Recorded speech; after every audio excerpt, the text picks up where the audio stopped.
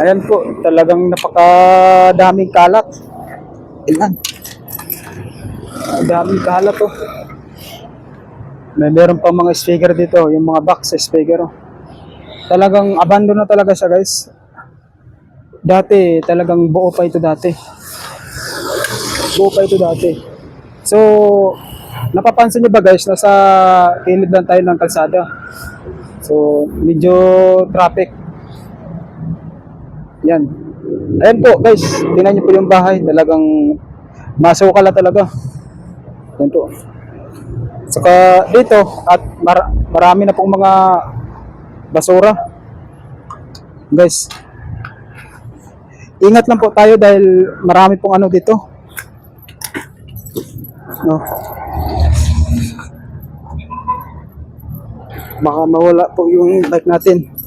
Nagbabike lang po tayo guys. Dati itong bahay na to, buo pa. Ayan po, talagang masukal na talaga. Nasa tabi lang po tayo ng kalsada. Ito po yung bahay na sunog na sa sobrang tagal na. So talagang hindi na talaga pinayos. Talagang sunog na sunog. Talagang inabando na talaga. So balita daw, itong bahay na to daw, ang nakatira daw dito, yung dalawang matanda. So yung nangyari na yun, yung bahay na to, nasunog. Yung ang dalawang matanda na may-ari daw dito mismo guys, meron daw pera na tinago sa kwarto yata nila. So yung nangyari na yun na nasunog yung ang bahay nila, yung ang pera na tinago nila sa loob ng kwarto nila nasunog. So medyo malaki-malaki daw yun ang naipon nila. So sayang guys, nakakaawa talaga yung ang may-ari dito dahil nasunugan po talaga sila ng bahay. So ito mismo ngayon guys, yung ang bahay nila talagang wala na talaga, talagang sunog na talaga. At pinapabayaan na, siguro hindi na yata anuhin ulit to. So, nasa tabi po tayo ng daan guys, nasa tabi na po ito ng kalsada. So medyo traffic, kaya nakikita niyo po yung mga sasakyan dito. Ayan po. Grabe, napakadaming kalat oh. Medyo malaki-malaki po ito. Itong bahay na to dati. So talagang wala na talaga. Ito po yung mga gamit nila. Tapos yung mga iba, tinambak na lang yung mga basura dito. Ayan. Napuno na po sa mga ano, sa mga damo-damo, sa mga basura. So yun po. Ito po yung bahay. Tapos ito po yung ano yata, yung pintuan yata. Tapos ito yung ano, tingnan nyo guys, oh, yung nasunog oh. Talagang wala na talaga. Yung taas, wala na. Talagang sunog na sunog talaga itong bahay na to. Matagal na po ito nasunog guys, itong bahay na to. Siguro hindi po natin alam kung ilang taon na to na naka ano dito. Yan po.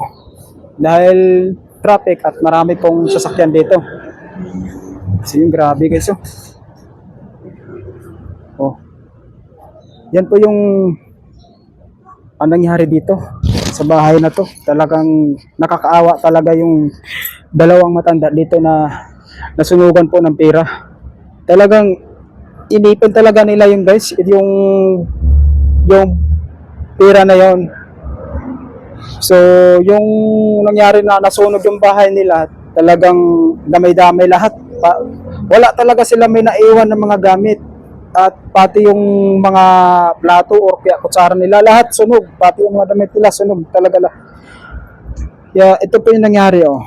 Nakikita niyo ba ito yung mga kahoy na to? Napakatibay ito. Yung mga noon pa ng mga kahoy ito. Oh, wala na.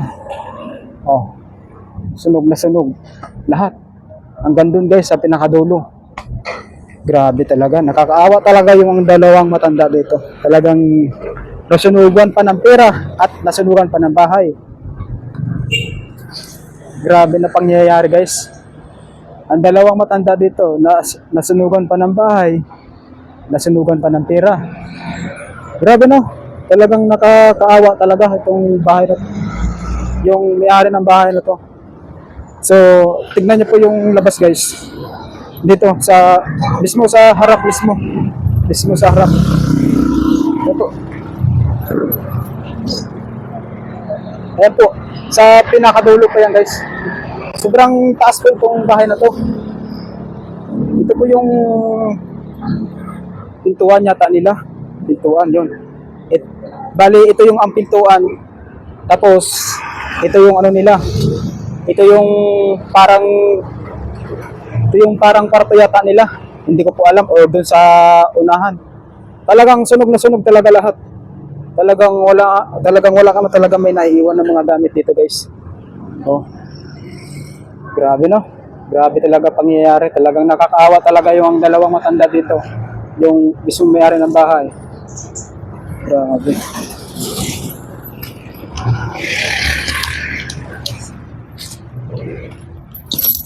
Oh. Ayan guys, oh. So yun guys, hanggang dito na lang po yung video. At maraming salamat po sa inyo lahat sa lalo na sa solid sa mga sumusuporta sa YouTube channel ko. At huwag po tayo magsawa panoorin yung vlog ko sa Baymoto Spiritual.